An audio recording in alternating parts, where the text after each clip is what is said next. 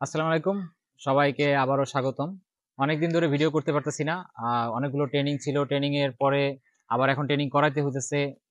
আ আর প্রচন্ড গরম মানে সময়ই বের করা যাচ্ছিল না।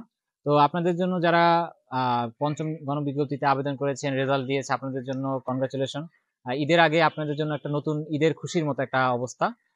আশা করি আ এই রেজাল্টটা যখন যারা দেখতে পাইছেন ১ম মোবাইলে এসএমএস এর মাধ্যমে যে অনুভূতিটা হয়েছে সেটা আসলে যারা পেয়েছেন তারাই মানে বলতে পারবেন। অন্য কেউ আসলে এই জিনিসটা ব্যাখ্যা করতে পারবেন না।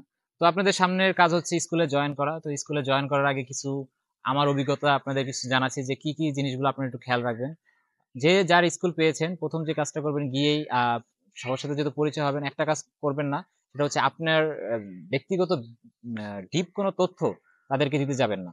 আপনার তথ্যের মধ্যে যত কম তথ্য দিতে পারেন তাদেরকে এবং একই সাথে আপনি কি কাজ পারেন তার কোনো ফিরিস্তি দিতে পারেন। আপনি হয়তোবা ভাবতে পারেন যে আমি যদি অনেক কাজ পারি এটা বলি, তাইলে আমার মনে হয় খুব ভালো আ তারা মনে হয় খুব আমাকে খুব সমাদর করবে। বিষয়টা হচ্ছে যে ১ম তারা হয়তোবা আপনাকে একটু সমাদর করবে। কিন্তু পরক্ষণে দেখা যাবে যে আপনার এই কাজের জন্য আপনাকে সবার থেকে বেশি কাজ করতে হইতে পারে। এটাই হলো একটা বড় সমস্যা। এরপরে আরেকটা হ্যাঁ, যে তারপরে যে সমস্যাটা হয় জিনিসটা আমি যে বলতেছিলাম যে আপনারা যখন স্কুলে যাবেন আপনার কোনো দুর্বলতা, আপনার কোনো সমস্যা এগুলোকে বেশি হাইলাইট করার চেষ্টা করবেন না। এবং আপনার যে আ ফ্যামিলিতে কি আছে সেই ব্যাপারটাকেও এখানে আনার চেষ্টা করবেন না।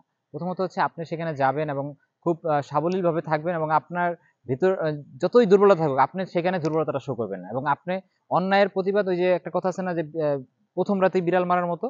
আপনি ১ম থেকেই আপনি একটা শক্ত অবস্থানে নিবেন আপনি। প্রতিষ্ঠানে আপনাকে ১ম দিকে বলবে যে আপনাকে দিয়ে কিন্তু এটা করাবো, আপনাকে দিয়ে আমি কিন্তু কম্পিউটারের কাজ করাবো, আপনাকে দিয়ে কিন্তু এটা করাবো। তখন আপনি কিন্তু খুব টেকনিক্যালি আপনি বলবেন যে আমার কাজ হচ্ছে ছাত্র পড়ানো, আমাকে স্টুডেন্ট পড়ানোর জন্য সরকার নিয়োগ দিয়েছে। আমি এই কাজটাই মূলত করতে চাই। আপনি তাদের সাথে আর্গুমেন্টেও যাবেন না, আবার তাদের সব কথা এগ্রিও করবেন না।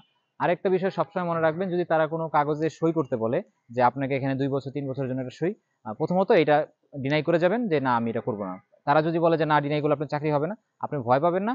না হলে আপনি বলবেন তাহলে আমরা এনটিআরসি যোগাযোগ করব। এনটিআরসি থেকে এরকম কোনো শর্ত দেয় নাই যে আমাকে এই প্রতিষ্ঠানেই আপনি ৩ বছর চাকরি করতে হবে। এই প্রতিষ্ঠান থেকে ভালো পেলে আমি তো চলেই যেতে পারি।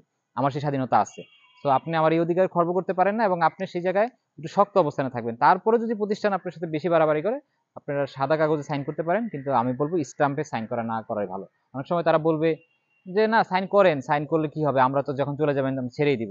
আসলে দেখা যাবে যে পরবর্তীতে আপনাকে কোনো না কোনো কেসের মধ্যে কোনো ঝামেলার মধ্যে তারা আপনাকে ফেলে দিতে পারে। তাহলে এই বিষয়টা কিন্তু অবশ্যই খেয়াল রাখবেন। কখনোই কোনো কিছু স্ট্যাম্পে সই করা যাবে না ২-৩ বছরের জন্য।